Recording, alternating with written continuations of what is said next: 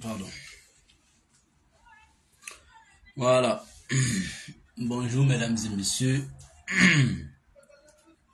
Chers amis, soyez salués. Ce matin, on va revenir parler de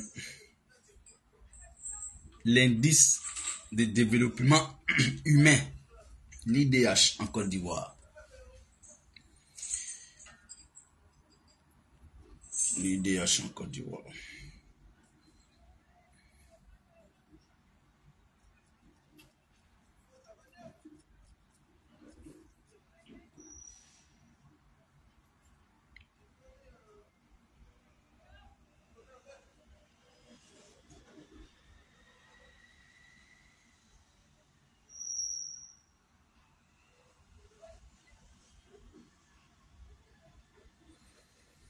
Alors,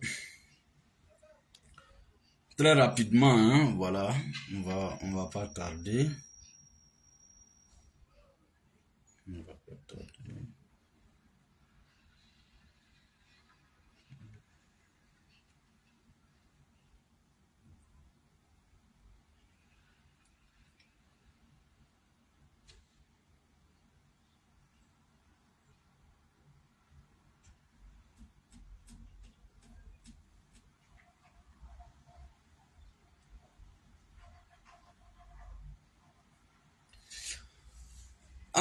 Donc, les gens en Côte d'Ivoire veulent fermer ou bien veulent détourner l'attention des Ivoiriens et sinon ceux qui sont très vigilants. En Côte d'Ivoire, on nous dit que l'indice de développement humain, l'IDH, la Côte d'Ivoire occupait la 159e place sur 193 pays dans le monde. Et en un an, on est monté jusqu'à 163e place, c'est ça? Ou 166e place.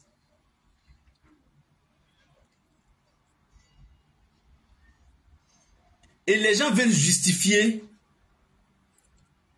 Les gens trouvent que c'est pas correct, c'est pas vrai, il y a eu erreur de calcul et tout ça. De quoi on parle? Quelle erreur de calcul? Quelle erreur de calcul? Et quand on parle de ça, tu trouveras des gens pour venir justifier ce qui est immoral. Hier, on nous a parlé d'un cas de suicide hier. Hier, on nous a donné de savoir, de voir en live un gendarme, qui plus un commandant de brigade de la gendarmerie d'Artekoubé. C'est ce qu'on nous a donné comme information sur la personne qui quitte chez lui ou bien qui quitte chez lui au travail, qui prend sa voiture, il roule lui-même et puis vient il gare sur le pont du général de Gaulle.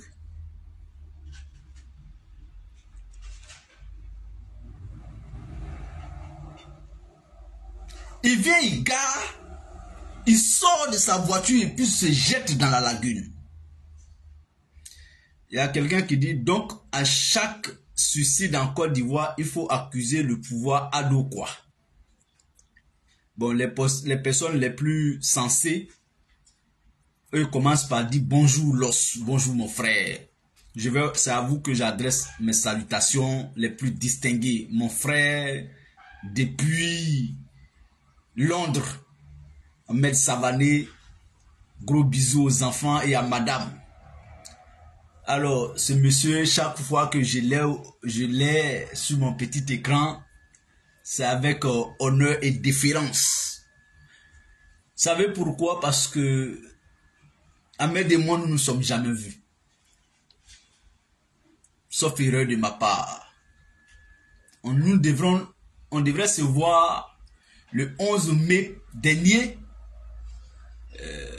Malheureusement, à la dernière seconde, j'ai été pris du coup parce que j'avais formulé ma demande de visa, mais j'étais plus dans le temps, bon, c'était trop coincé. Donc, Ahmed, sois salué. Je salue mes petits-fils, mes fils, mes enfants et mon chère épouse. C'est quelqu'un qui m'a montré son estime. Vraiment, le niveau d'estime qu'il a pour moi. Et Ahmed, sache que j'ai le même niveau d'estime à ton égard. Sois salué depuis ta position. Et à travers toi, je salue toute la grande famille Savalé. Et tous ceux qui s'appellent Ahmed, parce que mon père s'appelle Mamadou, donc c'est le même nom. Et donc, très rapidement, Monsieur Daouda Keïta, je vais te saluer par politesse. Bonjour, comment tu vas? Mais je n'accuse personne. Ou bien le titre, mon titre là, la vidéo, ou bien j'ai titré Alassane Ouattara assassiné, ou bien... Non, je n'accuse personne. On pose un débat et puis chacun calcule pour lui dedans. C'est ça qu'on appelle un débat intellectuel. On peut parler de quelqu'un sans dire son nom. Et donc, cette personne-là, si elle s'est sentie dans ce que tu as dit, ça veut dire que ce que tu dis, c'est vrai. Voilà, c'est pourquoi on dit celui qui se sent morveux, il peut se moucher très rapidement. Et donc, on nous a parlé de l'indice de développement humain en Côte d'Ivoire. Hier, on a vu un gendarme qui s'est donné encore la mort. Monsieur Keïta, qui a posé la question tout à l'heure, l'indice de développement humain, là, le taux de suicide en fait partie. C'est-à-dire, on regarde hier, 2 ans, 10 ans, 20 ans en arrière, c'est celle-là, on les voyait à la télévision, très très loin de chez nous. Mais aujourd'hui, c'est devenu très fréquent. Un gendarme, commandant de brigade, lui au moins on peut dire qu'il gagne quelque chose à manger à la maison, quand même. Bon, j'ai dit, on peut dire ça.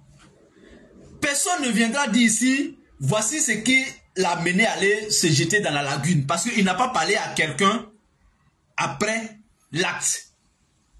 Personne n'a eu à l'interroger après l'acte. Mais pourquoi tu as fait ça? Je ne pense pas qu'il a parlé à quelqu'un. Parce que quand il s'est jeté, je pense que on nous a informé qu'il est parti. On n'a pas pu le secourir.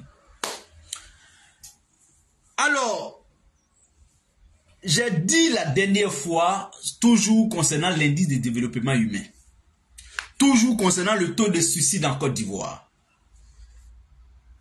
Ce sont les conditions de vie qui amènent un être humain à aller jusqu'à se donner la mort.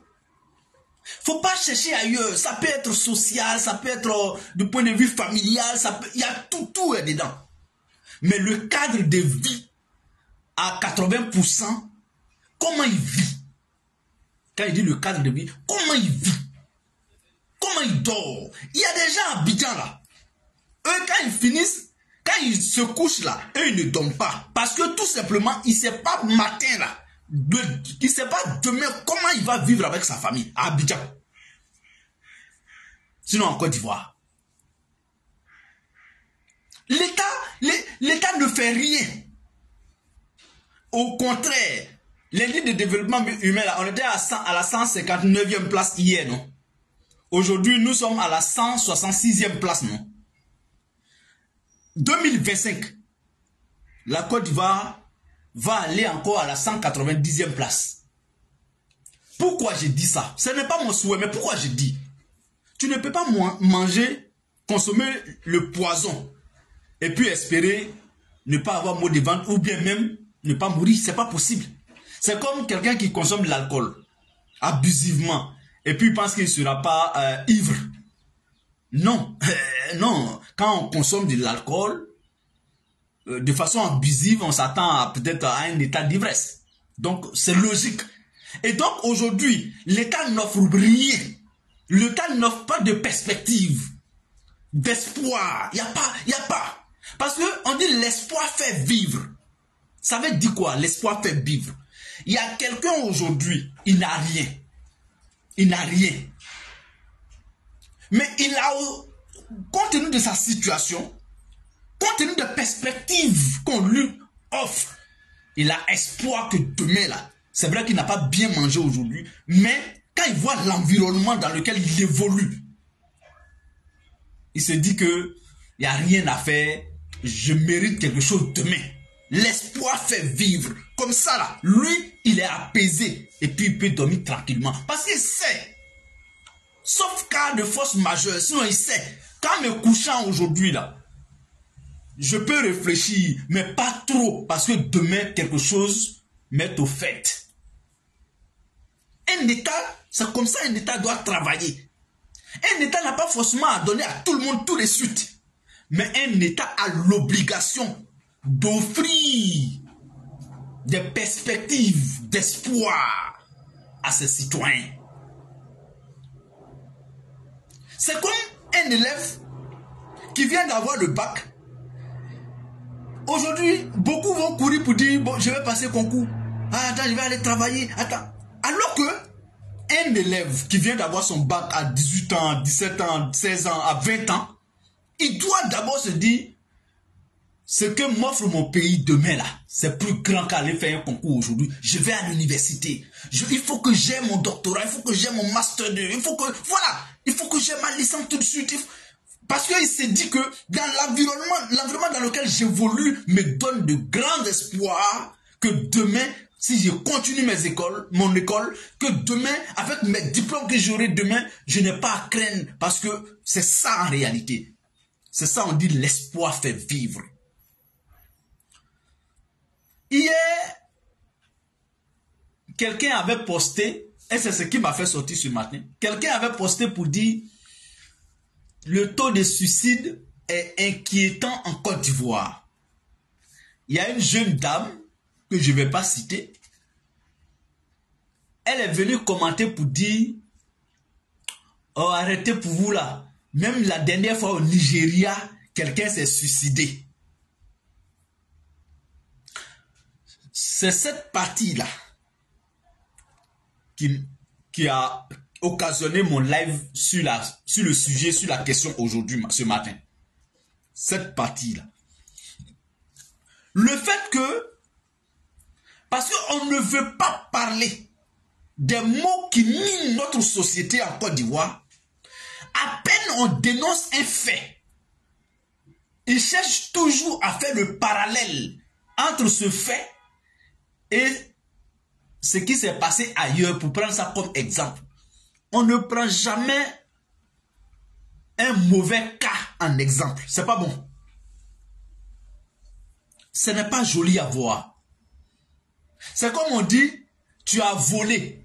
Et puis toi, au lieu de défendre ton cas, au lieu de te justifier, au lieu de dire que ce n'est pas toi avec preuve, tu dis, mais tu me dis, moi j'ai volé, mais lui là aussi il a volé.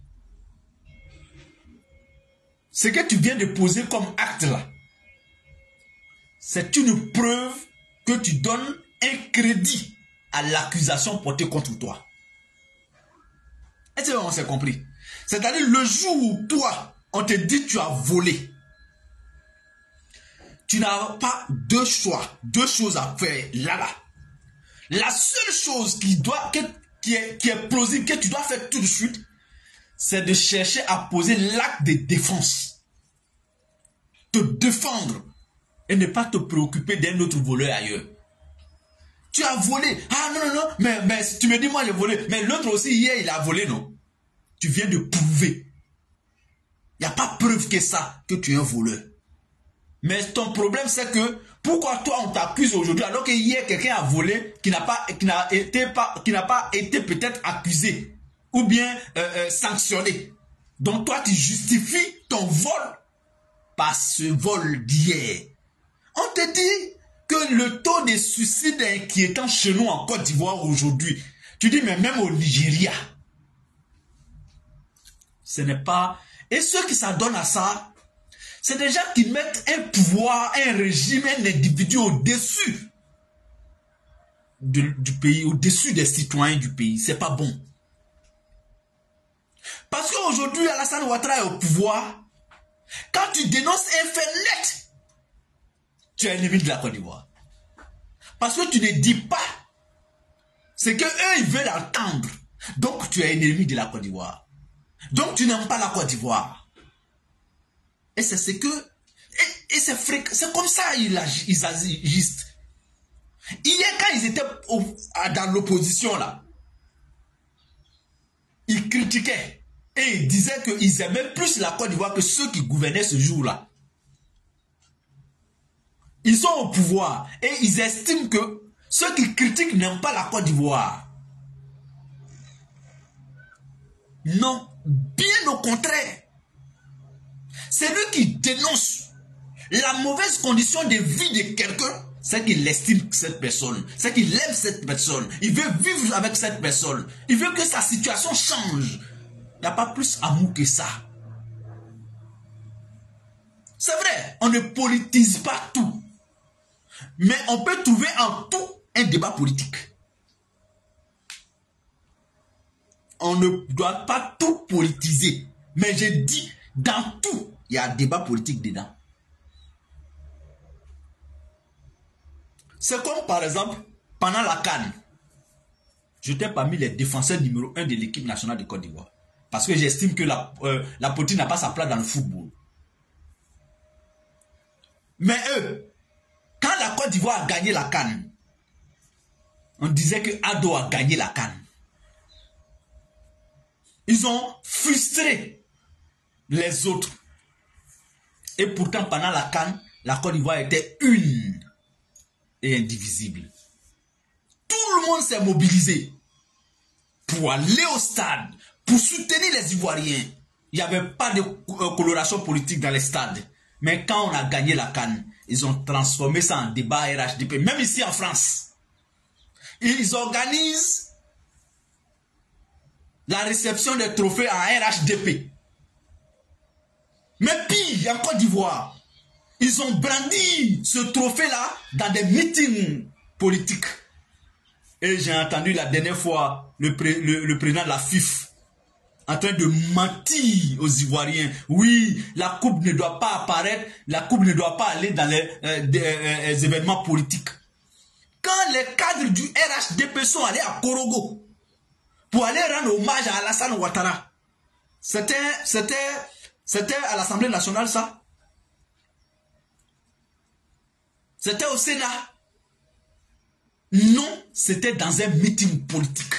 C'est eux qui politisent tout.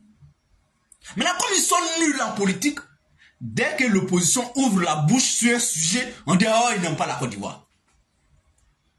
Ils ont pris le trophée de la CAN, la Coupe d'Afrique, que tous les Ivoiriens ont obtenu. Ils ont pris ça pour aller faire meeting politique avec. Journée d'hommage à Korogo, à Alassane Ouattara. C'était pas un événement national. Je suis désolé. La Côte d'Ivoire ne se réunit jamais pour aller rendre hommage à un président de la République. Pourquoi? C'est eux. C'est le RHDP qui était au stade à Korogo pour rendre hommage à son candidat potentiel ou naturel, Alassane Ouattara. Ce n'était pas les Ivoiriens. D'ailleurs, allez-y regarder les images. Les images étaient à l'effigie du RHDP. Dites-moi que c'est faux. Les chemises que le Premier ministre avait portées, que le vice-président de la République avait portées, que la présidente du Sénat avait portées, que le président du Sénat avait portées, que les cadres et les ministres avaient portées, c'était des chemises à l'effigie du RHDP. On va nous dire que ce n'était pas un événement politique. Ça n'avait rien de national. Donnez-moi, c'est quelle structure nationale qui a organisé cette journée d'hommage? Donc c'est eux qui politisent tout. Nous on fait la part des choses. C'est quand vous donnez le ton. Nous on n'est pas dans l'agressivité. Nous sommes dans la défensive. Nous on est dans la défensive. Même hier, la dernière fois, Aïdara, parce qu'il est citoyen malien, et qu'il est invité à Côte d'Ivoire pour prendre part à une cérémonie, pour donner une conférence. Ils ont trouvé que ce n'était pas normal qu'un citoyen malien, qui plus un guide religieux, ait le stade Félix Houphouët-Boigny comme lieu de son événement. Et pourtant, c'est sous invitation. Il a même été parrainé par certains ministres de la République. Mais les moutons se sont levés pour insulter ce monsieur, pour vilipender cet homme. Parce que tout simplement, il estime que le monsieur n'a pas été suffisamment violent vers Assimi Goïta hier.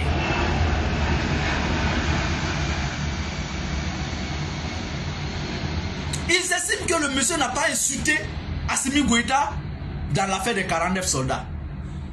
Il estime que chaque fois qu'on insulte Alassane Ouattara au Mali, Aïdra ne frappe pas les gens, n'insulte pas les gens pour Alassane Ouattara.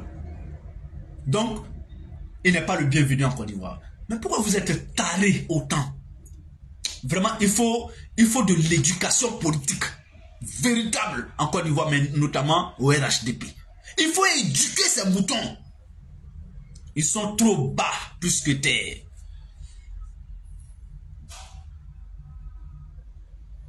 Même affaire de CEDEAO, AES, ils ont pris ça comme si c'est le RHDP qui a attaqué. Ils ont pris ça comme leur affaire personnelle. Mais c'est pourquoi le nom d'Alassane est gâté. Parce que vous pensez, allez, regardez le Bénin, regardez les autres pays. Personne ne bronche là-bas. Aucun citoyen du Bénin, du Togo, de quel autre pays, du Ghana, du Nigeria, n'est aussi violent vis-à-vis des autorités de l'AES que les militants du RHDP. Mais pourquoi? Vous prouvez par là que tout ce qui arrive aujourd'hui dans l'espace CEDEAO là, c'est Alassane Ouattara qui en est responsable. Arrêtez un peu. Vous en faites tout trop. Le pouvoir, à la place à laquelle vous occupez aujourd'hui, la place que vous occupez aujourd'hui là, elle appartenait hier à quelqu'un. Monsieur Ouattara est venu en Côte d'Ivoire en 90. Avant lui, il y avait un président de la République. Avant lui, il y a eu des présidents de la République. Où il est assis là. Ça n'a pas commencé par lui. Ça ne finira aussi jamais par lui. Il quittera un jour à cette place. Et on va se regarder encore dans cette Côte d'Ivoire. Il faut avoir de la retenue en tant que militant d'un parti qui se veut sérieux au pouvoir.